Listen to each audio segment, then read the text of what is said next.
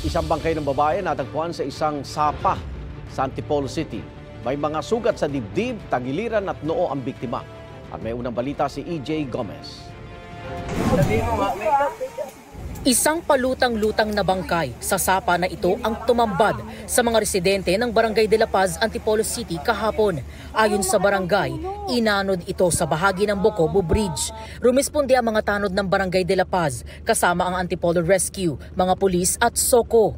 Yung katawan naman ng bangkay, hindi naman siya pa bloated talaga. Hindi pa siya yung babad na babad sa tubig. Pero nung inahon, nakita namin na babae siya, tomboy. Kasi parang may girdle pa dito siya sa dibdib yan. Nakasuot ng itim na t-shirt, shorts at medyas ang biktima.